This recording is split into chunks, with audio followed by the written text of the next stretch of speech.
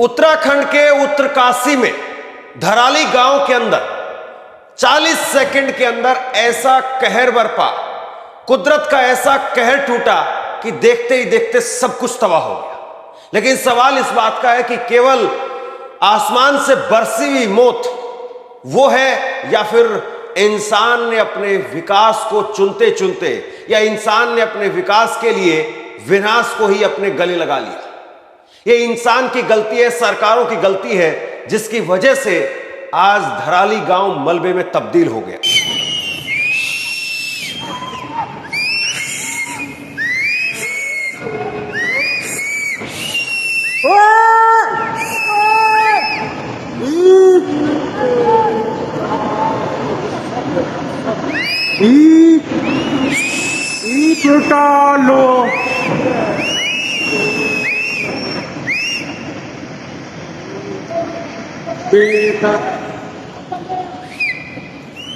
धराली गांव हिमालय की दरार में बसा हुआ, और 10 साल पहले यह अलर्ट दिया गया था कि इस गांव को यहां से निकाल करके ट्रांसफर कर दिया जाए, कहीं और भेज दिया जाए।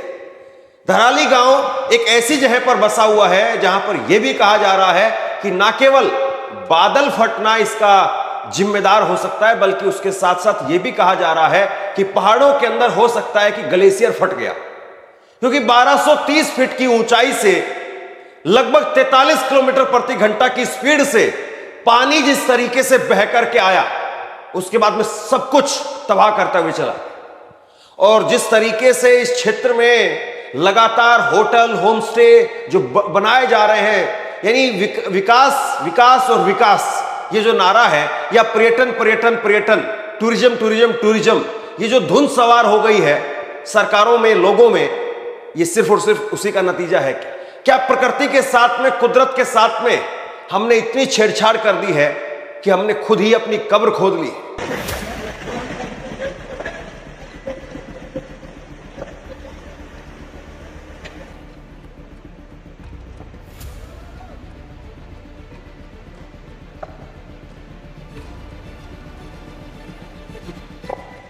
उत्तराखंड के केदारनाथ में 2013 में एक भारी तबाही आई थी, 2013 के अंदर, 12 साल पहले, और उस वक्त में 5000 से ज्यादा लोग मारे गए थे, करीब 6000, और ये सब सरकारी आंकड़े हैं। लेकिन हकीकत में कितने लोग मारे गए होंगे उस वक्त में, और उसके बाद में हमने तब से लेकर के अब तक क्या सबक लिया है, यह बहुत बड़ा सवाल है। अभी भी सरकार कह रही है कि 4 लोग मारे गए हैं, लेकिन तस्वीरें बताती हैं कि 4 नहीं, संख्या बहुत ज्यादा रही है।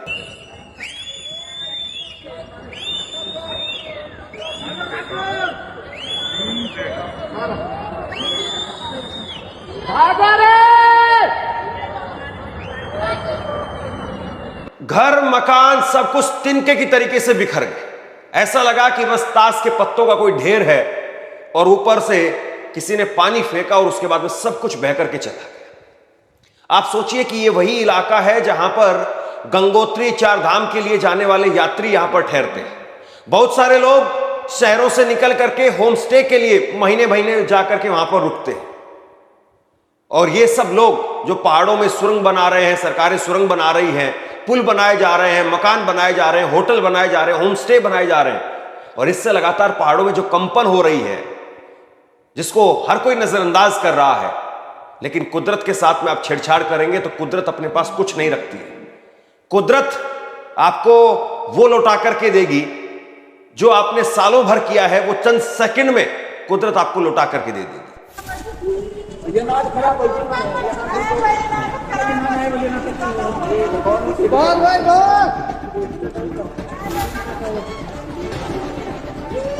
अरे भाग भाग,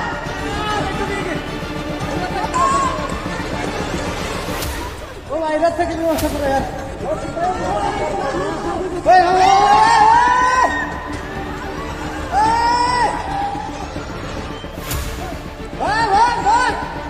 अरे इसको खींच ले यार, फट गया। अरे इसको खींच ले। अब सबसे बड़ा सवाल यह है कि यह हादसा हुआ कल करीब 2 बजे हादसा बताया जा रहा है, और उस हादसे के बाद में अभी वहां पर ताजा हालात कैसे, क्या वहां पर स्थिति है। मैं अभी कुछ देर पहले एक रिपोर्टर की स्थानीय रिपोर्ट वहां से देख रहा था। आज तक के एक रिपोर्टर हैं और उन्होंने रिपोर्टिंग करते हुए वहां से कहा कि अभी 18 घंटे हो गए हैं लेकिन अभी तक उत्तरकाशी, जो महज यहां से 70-72 किलोमीटर दूर है, इस घटनास्थल से 70-72 किलोमीटर दूर उत्तरकाशी है और वहां से आला अधिकारी और रेस्क्यू टीम वो भी नहीं पहुंच पा रही। ये आज तक के ग्राउंड रिपोर्ट में आप वहां से देख रहा था। मतलब आप सोचिए कि गंगोत्री नेशनल हाईवे वो तबाह हो गया, खंड खंड हो चुका है, वो वहां पर आने जाने का पूरा रास्ता वो खत्म हो गया, कनेक्शन टूट गया है। और अभी कुछ देर पहले हवाई सर्वे जो है वो किया है मुख्यमंत्री ने, प्रधानमंत्री से बात। लेकिन सवाल इस बात का है कि जिस तरीके से उत्तराखंड के अंदर अलग अलग जगह पर भूस्खलन लगातार होते रहे, लैंडस्लाइडिंग लगातार होती रही, क्या उसके बाद में कोई तैयारी नहीं थी? क्या सिर्फ और सिर्फ इसको कुदरत का कहर बता करके सरकार अपनी जिम्मेदारी से पीछे हट जाएगी? उत्तराखंड में कोई एक जगह नहीं है जहां पर इस तरह के हालात हैं। उत्तराखंड में सच्चाई यह है कि पिछले 2-3 हफ्तों से लगातार बारिश हो रही थी और लगातार बारिश की वजह से वहां पर पहाड़, उनकी पकड़ ढीली हो जाती। मिट्टी के पहाड़ हैं, पत्थर हैं, जब लगातार बारिश होती है तो उसके बाद में उनकी मिट्टी, आपस की जो मिट्टी है, पहाड़ों में पत्थरों के बीच की जो मिट्टी है वो खिसकने लगती है। और फिर उसके बाद में अगर प्रकृति में, पहाड़ों के अंदर अगर कुछ हुआ है, कुदरत ने जरा करवट ली है, तो उसके बाद में जो होता है वो यही होता है, पानी का सैलाब इतनी भयंकर स्पीड से आता है कि सब कुछ अपने साथ बहा ले जाता है। उत्तरकाशी के धराली गांव में मंगलवार दोपहर 1:45 पर बादल फटने से भारी तबाही मच गई। इसमें 4 लोगों की मौत हो गई जबकि 50 से ज्यादा लोग लापता है। खीर गंगा नदी से पहाड़ों में बहकर के आए मलबे से गंगोत्री तीर्थयात्रियों के प्रमुख पड़ाव धराली गांव के बाजार, मकान, होटल सब बह गए। सिर्फ 34 सेकंड में सब कुछ तबाह हो गया। धराली के अलावा हरसिल, सुक्की में भी बादल फटा है। हरसिल इलाके में बादल फटने से सेना के 8 से 10 जवान लापता होने की खबर है। प्रशासन का कहना है कि मरने वालों की संख्या बढ़ सकती है। एसडीआरएफ, एनडीआरएफ और आईटीबीपी और आर्मी की टीमें बचाव रेस्क्यू में जुटी हुई हैं। अब तक 130 से ज्यादा लोगों का रेस्क्यू किया जा चुका है। हिमालय की दरार में बसा है धराली गांव। 10 साल में तीसरी बार तबाह हुआ है। धराली गांव में 1864, 2003 और 2014 में भी पहाड़ पर बादल फटे। इससे खीर नाले ने तबाही मचाई।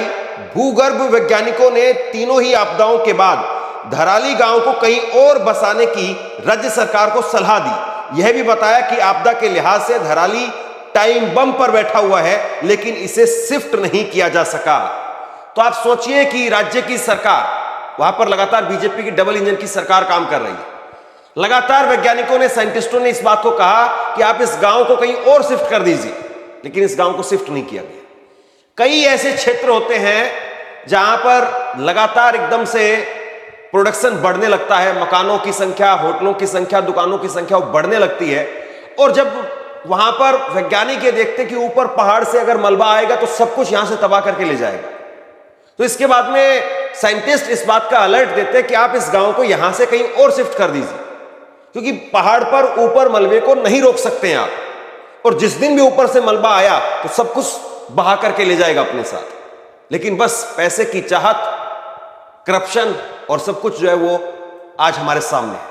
वरिष्ठ भूवैज्ञानिक प्रोफेसर एसपी सती बताते हैं कि धराली ट्रांस हिमालय 4000 मीटर से ऊपर मौजूद मेन सेंट्रल थ्रस्ट में है। यह एक दरार होती है जो मुख्य हिमालय को ट्रांस हिमालय से जोड़ती है, जो भूकंप का अति संवेदनशील जोन भी है। जिस पहाड़ से खीर गंगा नदी आती है वो 6000 मीटर ऊंचा है। जब भी वहां से सैलाब आता है तो धराली को तहस नहस कर देता है। करीब 6 महीने पहले पहाड़ का एक हिस्सा टूट करके खीर नदी में गिर रहा था, लेकिन ये अटक गया।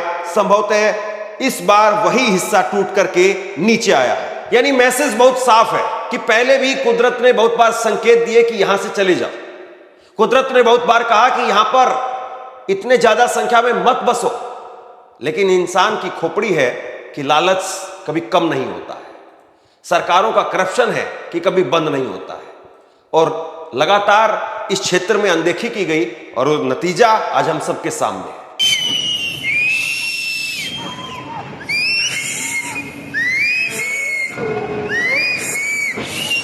ओए! ओए!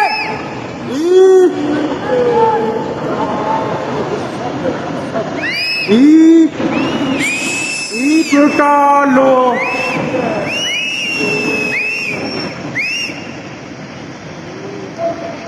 बेटा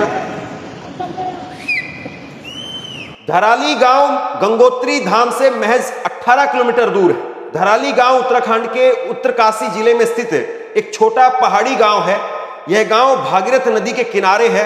हरसिल घाटी के पास बसा हुआ एक गांव है। धराली गांव गंगोत्री यात्रा का एक प्रमुख पड़ाव है। गंगोत्री धाम से पहले यह एक अंतिम गांव है जहां से लोग आगे की कठिन चढ़ाई के लिए रुकते हैं।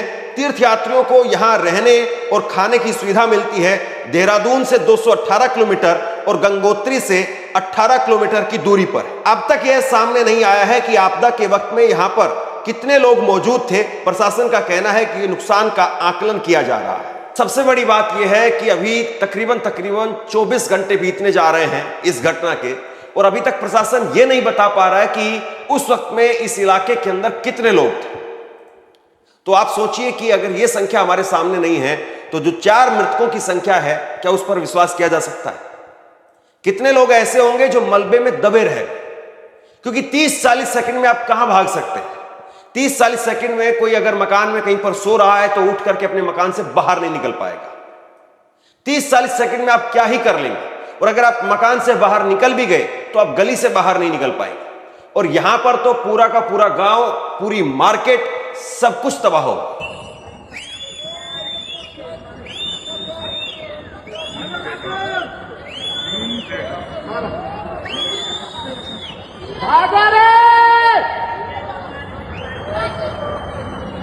उत्तराखंड के मुख्यमंत्री पुष्कर सिंह धामी ने कहा, अभी जो आपदा कल यहां आई है उसमें हमारी सभी एजेंसियां काम कर रही है और सेना के लोग भी काम कर रहे हैं। बचाव अभियान में आईटीबीपी, एसडीआरएफ, एनडीआरएफ और स्थानीय लोगों सहित सभी लोग बचाव कार्य में लगे हुए हैं। कल 130 लोगों को बचाया गया है। तलाशी और बचाव अभियान जारी है। सड़कें और कुछ पुल क्षतिग्रस्त होने के कारण घटनास्थल तक पहुंचना मुश्किल हो गया है। देहरादून स्थित आपदा संचालन केंद्र हर संभव सहायता प्रदान करने के लिए 24 घंटे काम कर रहा है।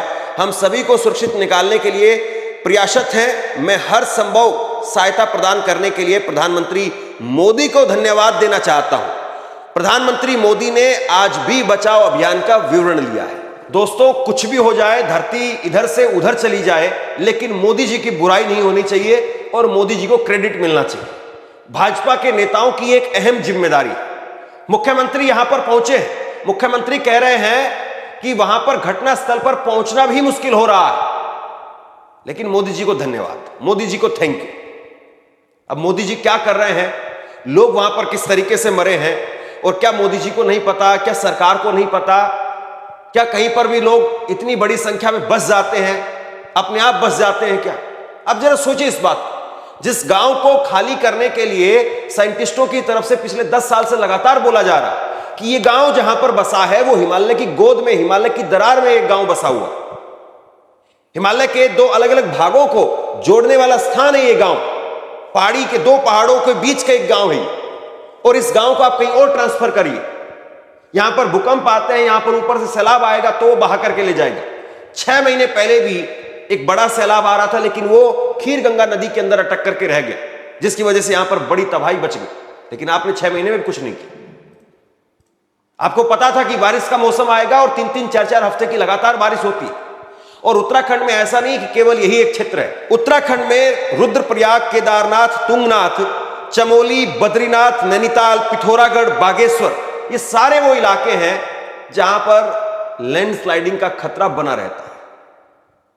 कभी आता है, कभी नहीं आता है, कभी 5 साल में एक बार घटना होती है। मतलब कुदरत एक बार घंटी बजा करके जाती है कि संभल जाओ, जाग जाओ, भाग जाओ।